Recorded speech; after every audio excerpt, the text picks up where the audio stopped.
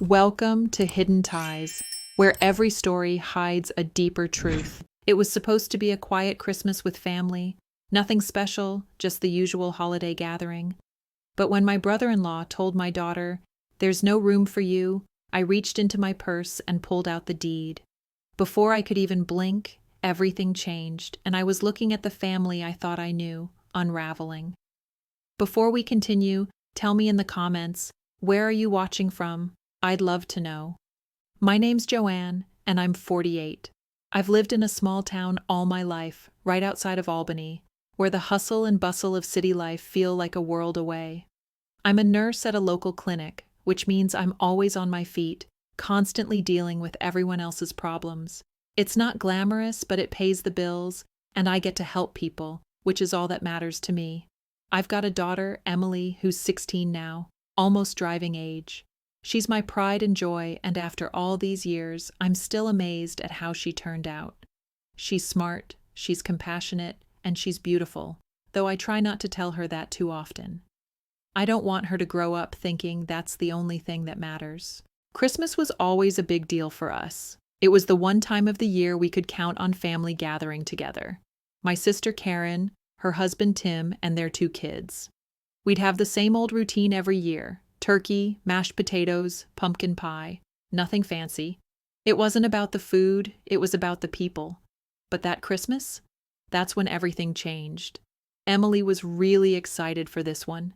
I had seen her making a playlist of Christmas songs, and she was humming along to Jingle Bell Rock as she put the finishing touches on the cookies. She still had that childlike wonder about the season, and I was glad to see it. You know, as much as I tried to keep it simple, Christmas had a way of bringing out the best in her. When we arrived at Karen's, I noticed right away that the house seemed cramped. Too many people, too many kids, and Karen was in the kitchen, busy as always. Tim was lounging in the living room, a beer in hand, eyes glued to the TV. That's when things started to feel off. I noticed Emily hang back near the door, a hesitant expression on her face. She wasn't sure where to sit. She always got along with the cousins, but this year, something felt different.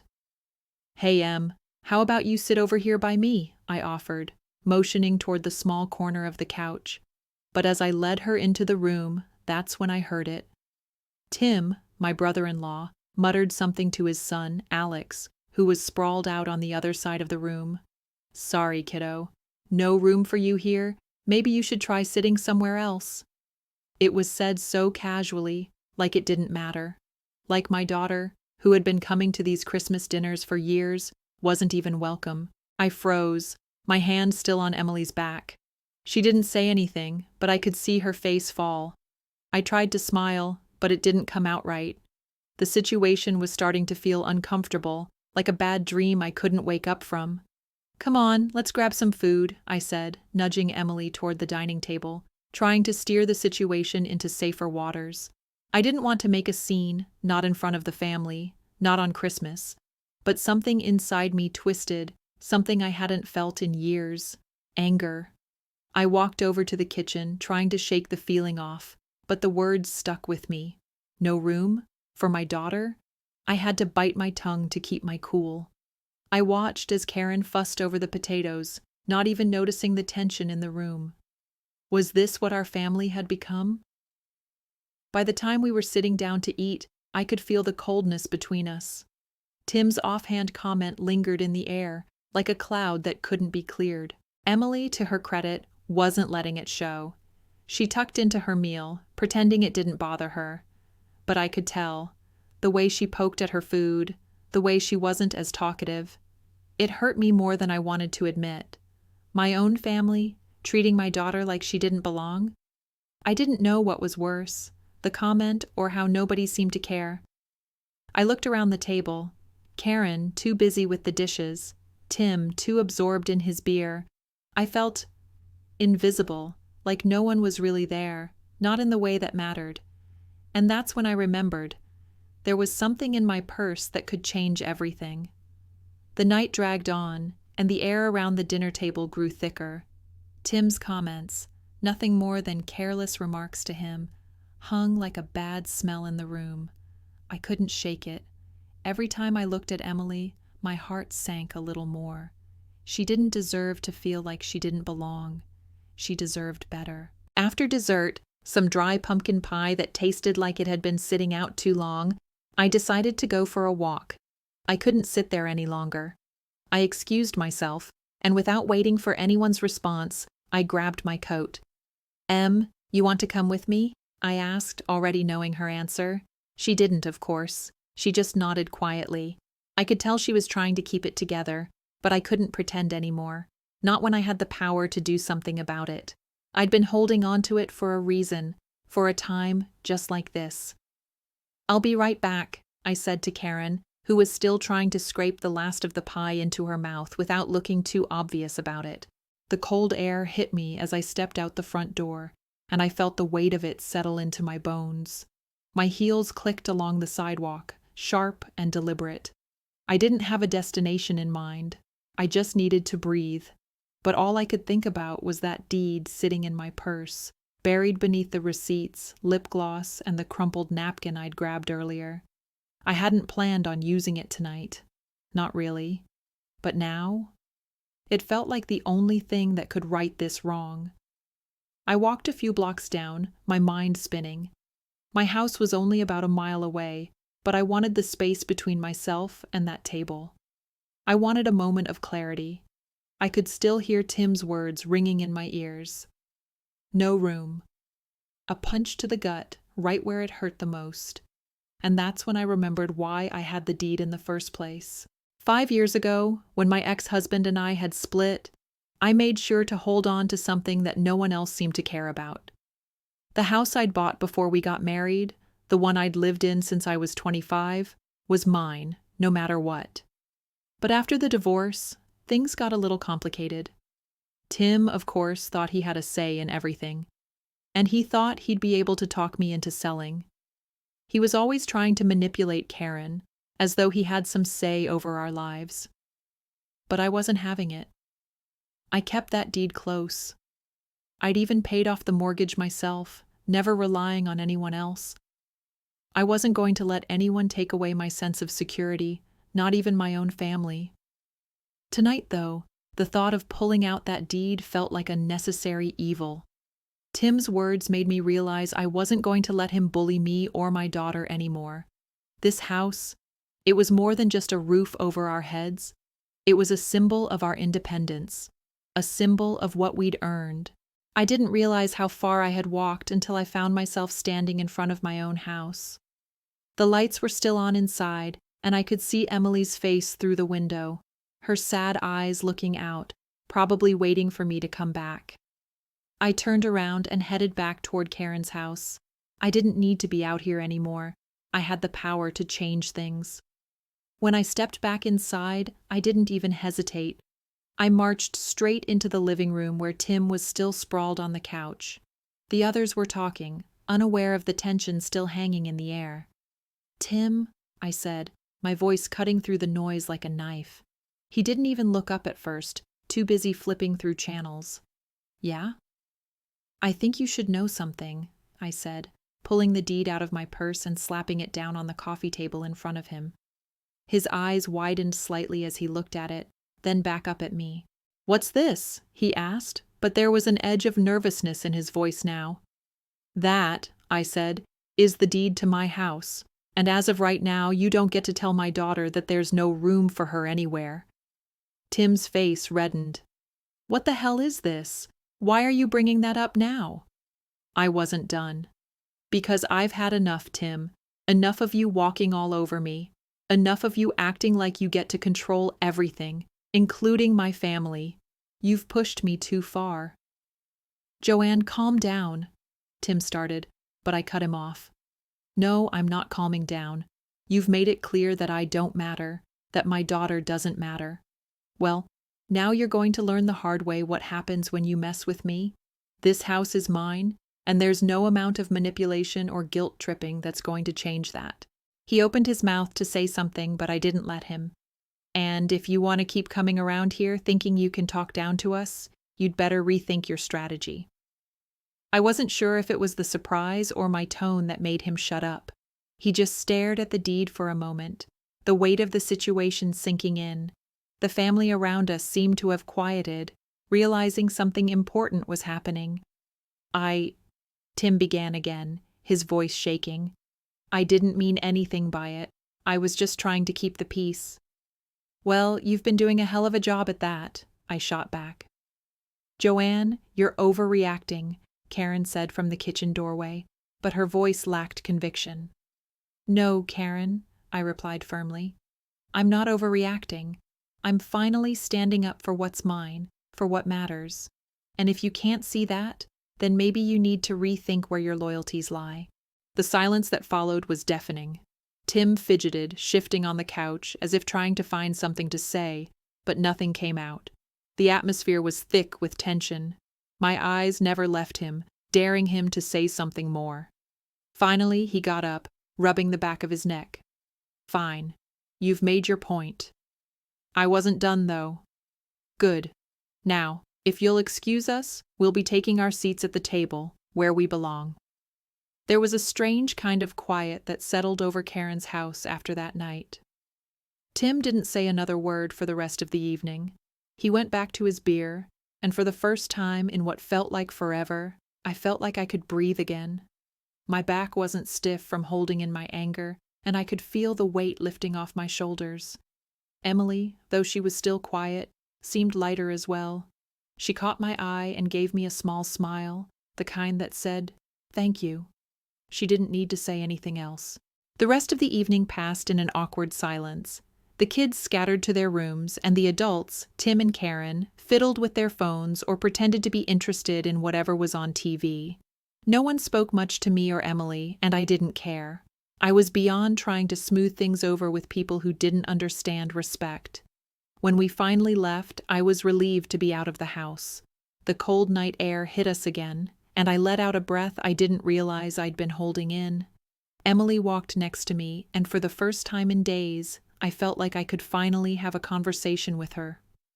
"Mom, I didn't want to say anything, but," Emily began, her voice hesitant. "But you could tell what was going on?" She nodded, shoving her hands into her pockets. "I'm not stupid, Mom. I saw how he treated you." I smiled, though there was still a tightness in my chest. "I didn't want you to see that. Not tonight. Not on Christmas." "Yeah, well, it wasn't really a Christmas dinner anyway," she said, her tone bitter. I didn't want to agree with her, but I couldn't help it. It wasn't the holiday I had imagined either. The next couple of days felt like we were living in a weird, silent movie. Karen called me twice after the family dinner, once to apologize for Tim's behavior, and once to try and make plans for another gathering. I didn't pick up either time. I didn't owe her any explanations. But she kept trying, and that's when I realized something. She wasn't calling to make amends. She was calling to salvage the family image. I didn't need that.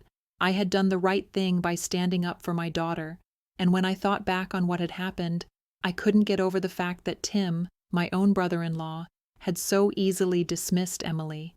It wasn't just disrespectful, it was cruel. And I'd let it slide for years, but not anymore. I didn't know what I expected from Karen, maybe an apology for her husband's behavior or some acknowledgement of the impact it had on us. But nothing came. Instead, she kept texting, asking if Emily and I wanted to come over for a coffee, acting like nothing had happened. It was starting to feel like Karen was more interested in saving face than actually confronting what had gone wrong. It all came to a head a week later. I was at the clinic when Karen called again. This time I picked up. "Joanne, we need to talk," she said, her voice tight, controlled. "I'm listening," I replied, my tone even. "You know Tim didn't mean what he said, right?" she began, clearly trying to ease into the conversation without addressing the real issue. "He was just trying to make everyone comfortable.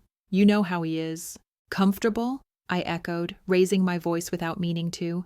"Tim treated my daughter like she wasn't even part of this family. He told her there was no room for her, Karen. That's not just a comment, that's hurtful. You don't do that to family." There was a pause on the other end of the line before Karen sighed. "I get it. I really do. But you're making a bigger deal of this than it needs to be. Tim was stressed, okay? You know how things are with the kids and everything. He didn't mean to hurt Emily. I shook my head, even though she couldn't see me. Karen, you don't get it. It's not about Tim being stressed. It's about the fact that he thought he could speak to my daughter like that, and that you just let it slide. You didn't even acknowledge it. I did. I apologized to you, didn't I? She shot back. Apologies don't fix things, Karen, I said, my frustration bubbling over. They don't undo what happened, and they certainly don't fix the fact that you never stood up for Emily, not once.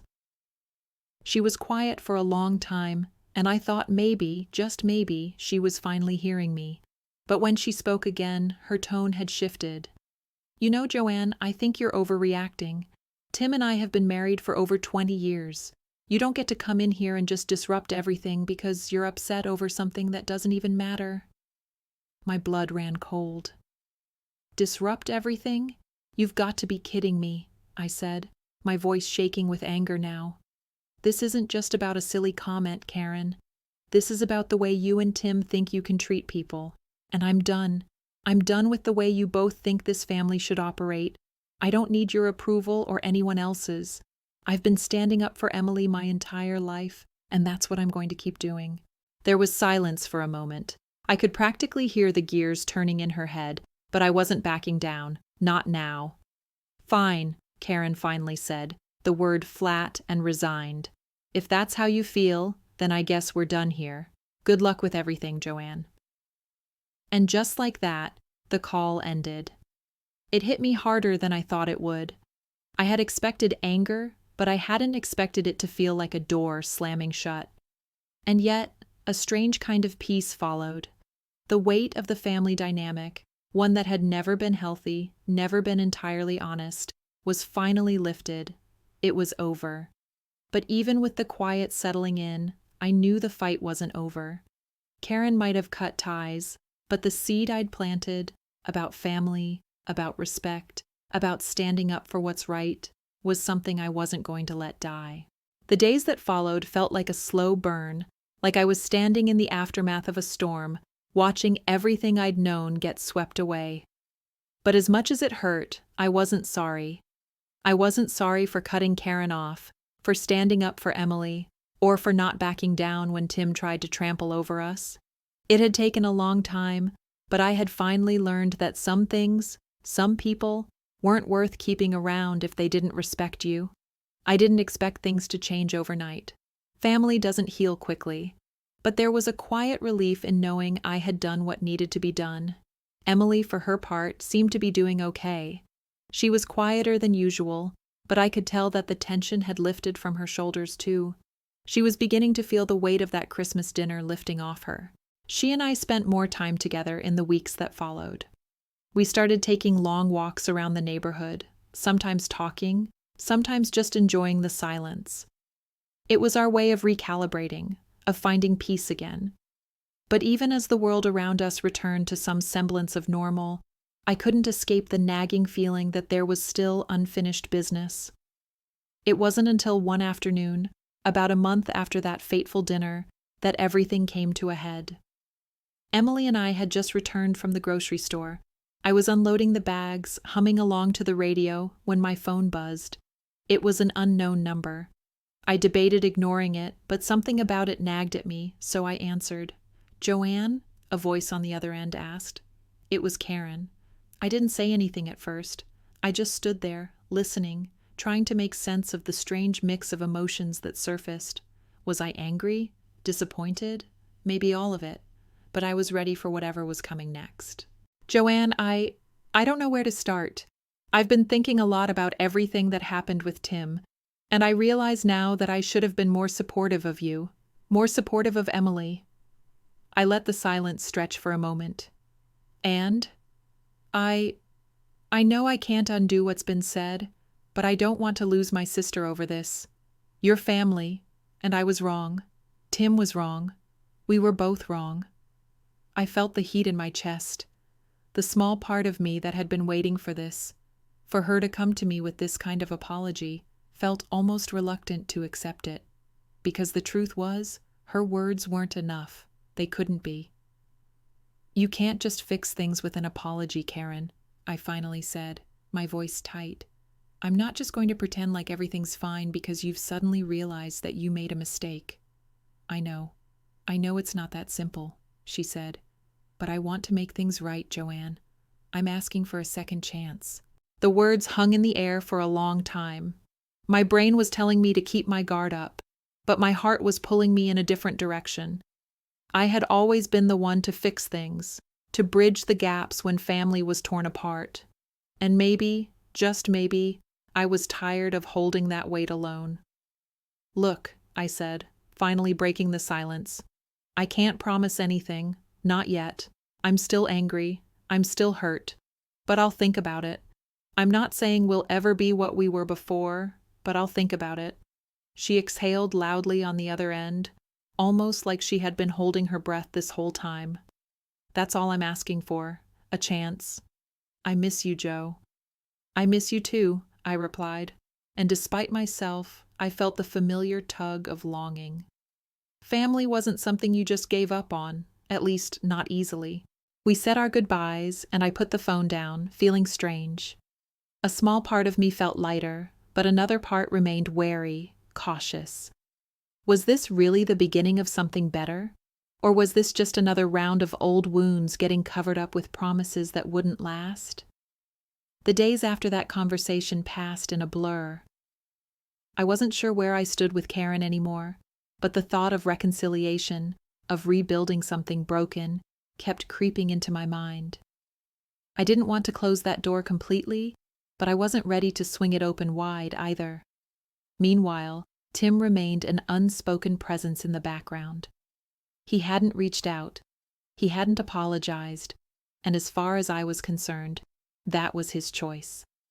I wasn't going to chase him down for an apology, but a small part of me wondered if he even knew how wrong he'd been, or if he just didn't care. I didn't need him to care. Not anymore. One evening, Emily and I were having dinner, just the two of us, when she dropped the bombshell. She'd been talking about school, her friends, and the usual teenage drama, but then she paused and said, "Mom, I think I want to move back to the city after graduation. I've been thinking about it for a while now." I didn't know how to respond at first. The thought of her leaving felt like a punch to the gut. She was still my little girl. She was the one thing that kept me grounded, but I couldn't stop her from growing up. I think that's a great idea, honey, I said, my voice tight. If that's what you want. She looked at me, searching my face, probably looking for the reassurance she knew I wasn't giving. "I'm not trying to leave you, Mom. I just need space, I nodded. I understood more than she could know. "Go," I said softly. "Go and live your life. You deserve it." That night, as I lay in bed, staring up at the ceiling, I couldn't help but wonder what the future held for us. For me, for Emily. Would Karen and I really find our way back to each other, or had the damage been too great to fix? Would Emily be happy in the city, or would she regret leaving everything behind? And then, of course, there was the deed, that little piece of paper that had been tucked away in my purse all this time. I wasn't just holding on to it for the house. I was holding on to something more, something bigger. I didn't have all the answers, but I knew one thing for sure. I was finally learning how to let go of the past and move forward, no matter what it took. It was the strangest feeling, waking up one morning and realizing that, after all this time, I was finally standing at the crossroads of everything I had wanted: peace, closure, and a sense of control over my life. But with peace and closure came something else: uncertainty. And I hated uncertainty. It left me exposed, vulnerable in a way I wasn't used to. The weeks following my conversation with Karen were like walking on a tightrope. I hadn't fully let go of the anger, but I was trying to balance it with the possibility that maybe, just maybe, this family could still be whole again. It was a fragile hope, one that I wasn't sure I believed in, but I clung to it. Emily's plans to leave after graduation felt like both a relief and a heavy weight. She was ready to take the next step in her life, and I was proud of her for being so brave. But I couldn't shake the feeling of impending change, the kind that doesn't ask for permission. I had raised her to be independent, strong, and self-sufficient. But now, in the quiet of the evenings, I realized that independence didn't just mean her moving forward, it meant me letting go. And that was hard. The house felt emptier without her constant chatter, and even harder to navigate when my phone buzzed one morning with a familiar number. It was Karen again. The conversation began with pleasantries, small talk that barely skimmed the surface. The weather, how things were going at the office, the usual stuff that didn't matter.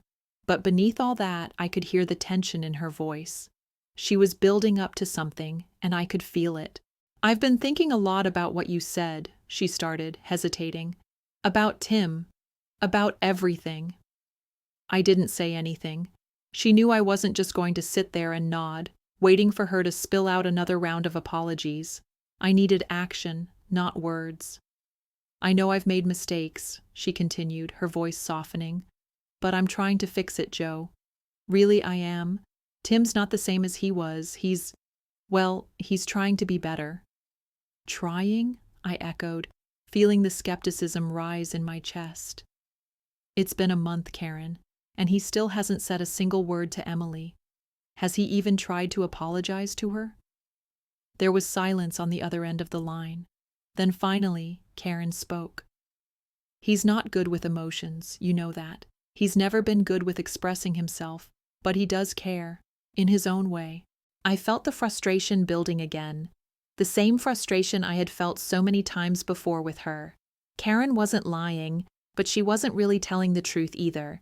She was justifying Tim's actions, softening them to make him feel less culpable, and I couldn't stand it anymore. "I can't do this, Karen," I said, my voice sharper now. "I can't keep pretending like things are okay when they're not. This back and forth, it's exhausting. Emily deserves more than this. I deserve more than this." There was another long pause, and then she let out a shaky breath. "I don't want to lose you, Joe. You're my sister." I closed my eyes, trying to find the words to express what I was feeling. I had spent so long holding on to this fractured version of family, trying to keep everything together, trying to fix things for everyone else. But at some point, I realized that maybe it wasn't my job to fix everyone. Maybe it was okay to let go. Maybe it was time for them to fix themselves. "I don't want to lose you either," I said finally, my voice soft.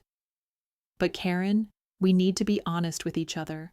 I can't just go back to being the way we were. Not until Tim owns up to what he did. Not until he's willing to make real changes." "I understand," she said quietly. "I really do. And maybe I'm asking for too much too soon. But I want you to know that I'm here. I'm trying, Joe. That's all I can do right now." I didn't have a response to that. What could I say? I knew she was trying, in her own way. But that wasn't enough anymore. It wasn't enough to fix what had been broken, to undo the hurt, or to erase the years of silence and missed opportunities. "I'll think about it," I said finally. "But right now, I need to focus on what's best for Emily. I need to focus on us." The conversation ended with a quiet goodbye, and for a moment I stood there in the middle of my kitchen, feeling like I was holding my breath. There was no dramatic resolution, no final confrontation, just a quiet acknowledgement that some things couldn't be fixed in a single phone call. Later that day, as I sat at my kitchen table, my fingers resting on the cool surface, I felt the weight of the deed in my purse again. I hadn't thought about it much lately, too focused on the family drama, too distracted by the changes in my life. But it was there, still hidden, still waiting. I knew it was time to make a choice. The deed to the house was my leverage. It wasn't just a piece of paper. It was my protection, my peace. And I knew I couldn't keep pretending like I didn't hold the upper hand. Emily and I had been through too much for me to let that house, that family, tear us apart again. I made a decision then, right there, at that table. I was going to take back control. I wasn't going to let Tim or Karen or anyone manipulate me or my daughter anymore. And that meant making a choice that would finally give us the freedom to move forward, to heal. It wasn't going to be easy, and I knew that. But sometimes, you have to fight for the life you want. Sometimes, you have to make the hard choices, even when they break your heart. That night, as I tucked Emily into bed, I kissed her forehead and whispered, "We're going to be okay, I promise." And for the first time in a long time, I truly believed it.